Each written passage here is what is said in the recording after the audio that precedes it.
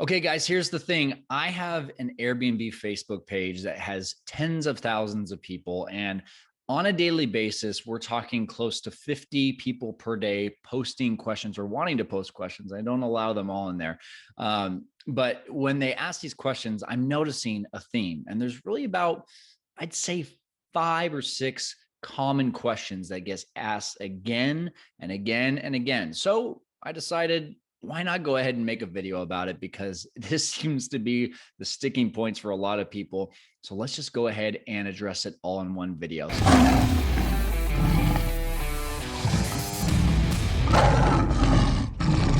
The first one, and probably the least important of the questions, is where can I get the best locks for the front door? Do I do a lockbox? Do I do a keypad?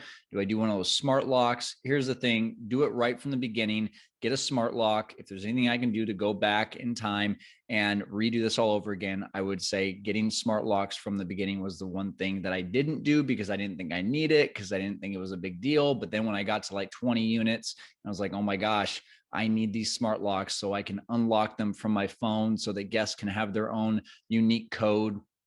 Made it so much easier. So the ones that we use are Schlage, Schlage. August is an amazing one, and so is Yale. If you go with any of those three, you're really not going wrong.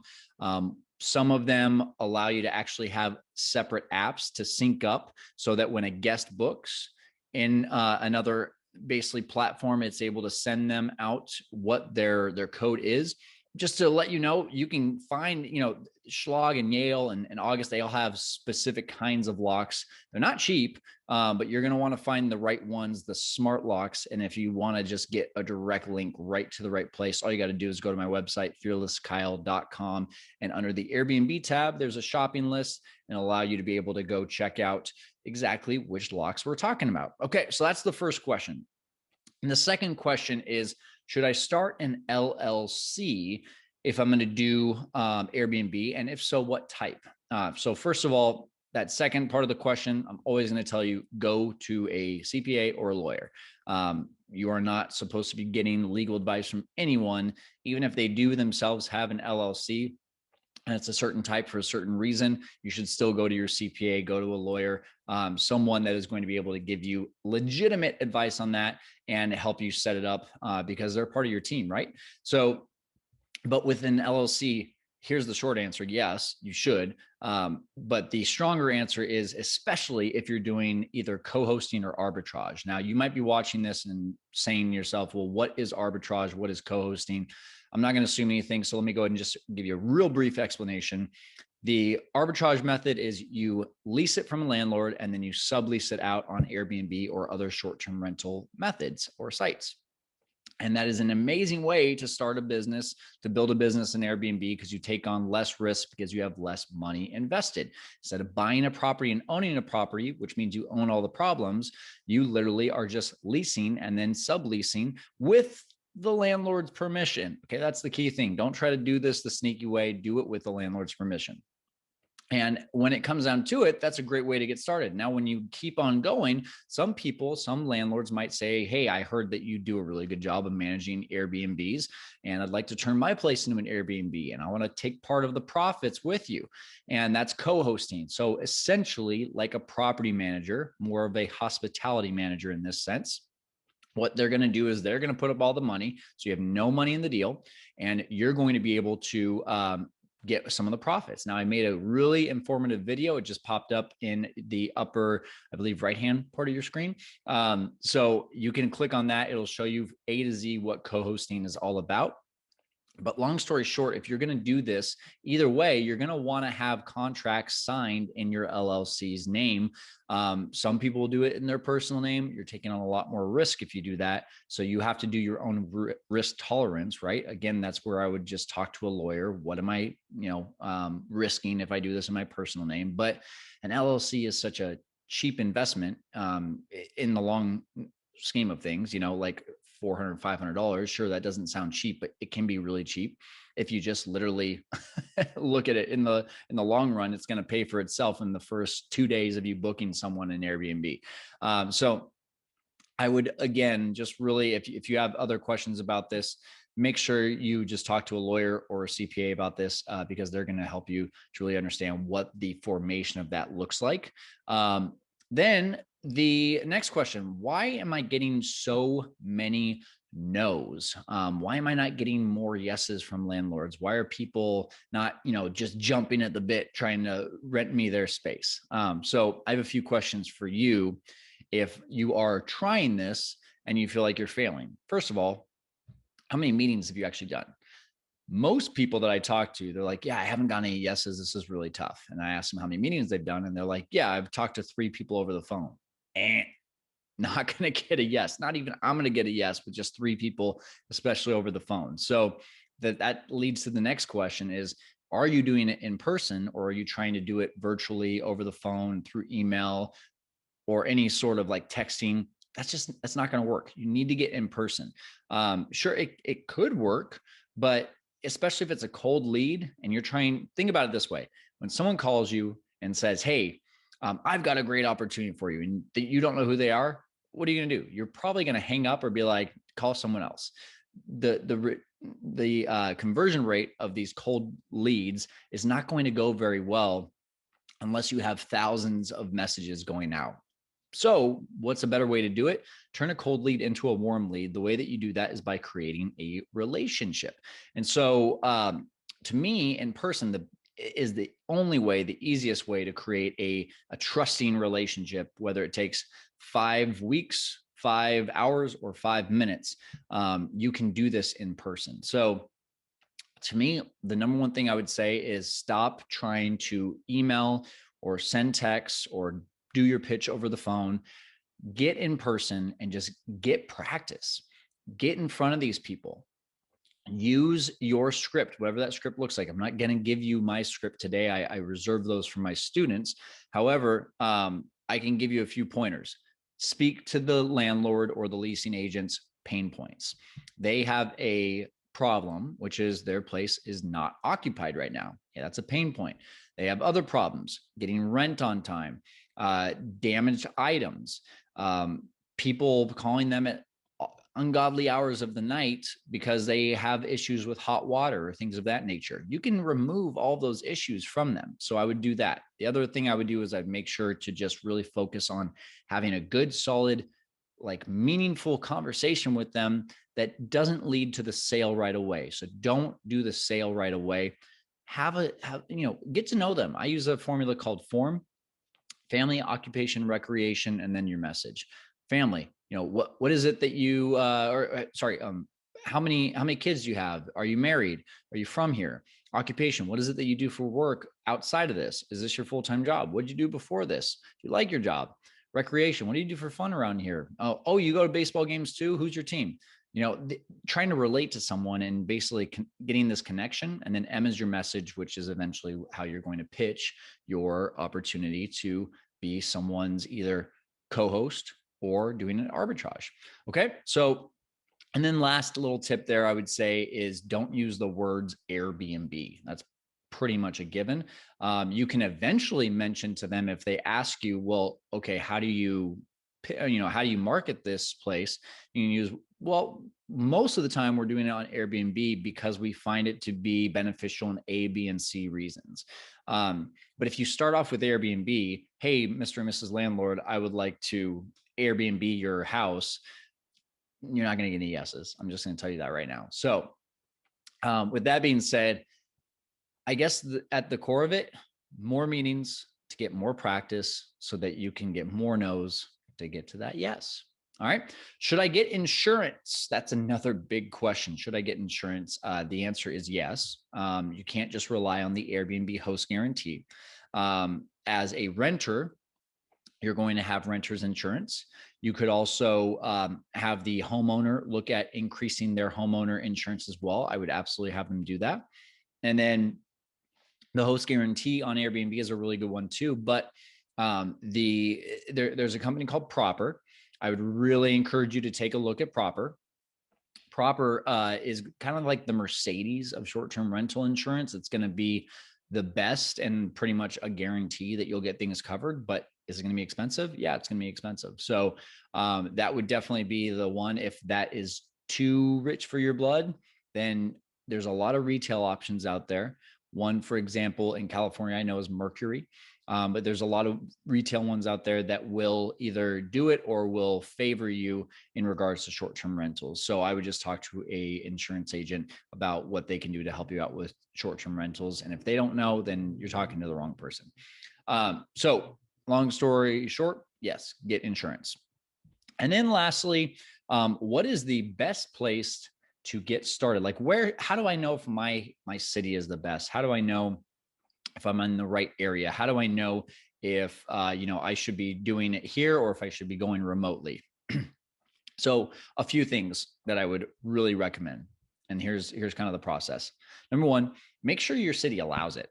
Before you start looking at places and before you start looking for leads on Zillow and Hotpads and Facebook Marketplace and maybe even Craigslist, if you're really desperate, go into go into Google and just Google your city plus short-term rental ordinances. Is there anything popping up? If there's anything popping up that would hold you back from actually successfully doing an Airbnb or doing multiple Airbnbs, it's probably not a good place to do it. I would then, if it is allowed, by the way, if it's not allowed, you can absolutely do it somewhere else. You can do it remotely. Is it more difficult? Yeah, but it also forces you to create more systems in the beginning so that you don't have to be at the properties, because God forbid, if you're in California, you've got one in Florida, you don't want to be flying to Florida to solve issues, right? So the next part is I would do your research. AirDNA, Mashvisor, there's a few options out there that you can take a look at. Just being able to know the numbers and do the research is going to be really important for you to understand what does a deal look like in your area. And at that point, you can understand what's kind of your nightly income, but how do you know what you're going to make after expenses? Well, we have a free resource for you right there on my website. If you already went and checked out fearlesskyle.com to get that information about the locks, you also probably saw on the homepage that there is a Airbnb profit calculator. And that profit calculator can literally show you and spit out what you could make on a monthly and a yearly basis after expenses. So your net income. It's a pretty cool tool. I use it every single day. I share it with everyone because to me, like, if you don't know your numbers, then you don't have a business. Next, I would also say that action is better than perfection. And so I was just talking to a student of mine the other day, and he said, I don't want to start in the wrong market. I want to start in the best market. And I let him know that there is no such thing as the best market, because what's best for someone might be completely worse for someone else. So you have to just take action and figure out what you like about this business, what you don't like about this business, so you can start creating systems for the things that you don't like. And then you can also say, well, hey, this is great. I'm making a decent amount of money on a 1-bedroom, 1-bath. What if I did a 3-bedroom, 2-bath? And what if I did a 3-bedroom, 2-bath in this area? And what if I did a 3-bedroom, 2-bath in this area with a pool? And what if I did a 1-bedroom, 1-bath at this area? You can do a lot more things if you just dive into a market and just try it. As opposed to, should I start in California? Should I start in Florida? Should I start in Texas? Let me do the research over here, over here, over here, over here. Before you know it, you've done so much research and you have no idea what in the world you're even looking for anymore. And you never even take action. Another one of my students said it really well. He said, I look for the place that I have the best team or that I can make the best team. And I think that's a great way to look at it. Are you going to make the most money in the place that you can have the best team? Maybe not, but I can tell you what, you're going to have a very stable business, and you're going to have for example, me in Fresno, California, we have 33 listings here. We make over $30,000 net per month in our business. And is Fresno, California a place that I would think to do Airbnb? No, but guess what? I did it and I like the profits. I'm not making $5,000 per unit like you could in, maybe like in Orlando, Florida, but I'm making a consistent $1,000, $1,200, $1,500 a unit. And I have systems and people in place. So focus more on which place works and where will I have the best team. Now, what I'll also tell you is that we have a market eval kit. We just made this. It's $97. Okay. And it will literally teach you everything that you need to know about how to evaluate a market and to get down to the nitty gritty of almost down to the penny of what's possible that you could make. So what that is, it's a 1 hour training that you can download, and it's got bonus videos that I've actually walked through with students and showing them how to evaluate their market. It's going to show you a few different things. It's going to show you, is your city the best in terms of your opportunity? Is it the best place for you to start? If it's not, it's going to show you how to start looking for other cities in your area. Number two, it's going to show you how you can use a tool like AirDNA to start learning how to understand what are you going to make on a nightly basis, how much are you going to charge for cleaning, what is your occupancy rate going to be. So you literally could say, okay, here's the deal. If I have a 3-bedroom, 2-bath in this area, and it has a pool, I know I'll make this much at this occupancy rate. And great, now I have the numbers of what my income is going to be. And then the third part of that market eval kit is it's going to show you how to plug in those numbers into our profit calculator so that you know what you're going to make on a monthly basis. Again, at the end of that, it's going to show you a few students that we walked through how to be able to do it. So you could literally just mirror exactly what we're doing with those students on those videos. This is a great tool. This is something I decided to make because I was getting so many questions. That was the number one question that I was getting when people would come in to either our program or students, potential students that were talking to me, and they're saying, I just don't know if I should get started in my city or not. So what we did is we just tied it up nice in a box and bow and said, here you go. Here's a market eval kit. You can now go and learn. Is your place the best place to do it? So that's a really cool thing. I'm going to have the link down below in this video if you want to get started with the market eval kit. It's like I said, it's $97, and it is one of, to me, the best trainings that you can get to know, are you in the best place? Think about it this way. By the way, this is the easiest business to invest money in yourself, because $97, even if you're in a 1-bedroom, 1-bath, you'll make that back in one night, and you'll have the peace of mind that, did I start in the right place? Did I start with the right property? Or should I, like maybe my mindset was I want to do a 1-1, but after going through this market eval kit, maybe I show myself, oh, actually needs to be a 2-1 or a 3-2 or a 4-3, whatever that looks like. I think it will be the best place for you to be able to start. So anyway, that is the most common questions that we get in Airbnb. If you like this video, like I said, go ahead and comment and subscribe to our channel. If you also are more of a podcast person, you can look up our podcast, The Fearless Investor, and you can see all of the people that we're interviewing, listen to all the interviews that I do. And I just think that there's a lot of great ways for you to continue to educate yourself. Lastly, if you want to set up a call with me, and you're really serious about getting started in this business, I say only if you're really serious, because there's a lot of people that will hit me up. So I'm really particular about who I spend my time with, but I do make about an hour-ish per day to talk to people. And so what I would love to do is I'd love to connect with you and answer your questions. So go ahead and go to fearlesskyle.com/consultation. Would love to set up a call with you, 15 minutes for free. We can talk about your goals. I can give you a few tips. And then, of course, if you're looking to get the roadmap for where you want to go next and you need that guidance, we've got some options for you too. So anyway, I hope this has helped you to conquer the world of Airbnb today. These are our frequently asked questions. And oh, by the way, almost forgot, if you are not in our Facebook group, you need to be. Airbnb Masterminds. Join right now. Powerful. Thousands and thousands and thousands of students in there helping each other on a daily basis. Would love to see you there. Thanks so much for watching.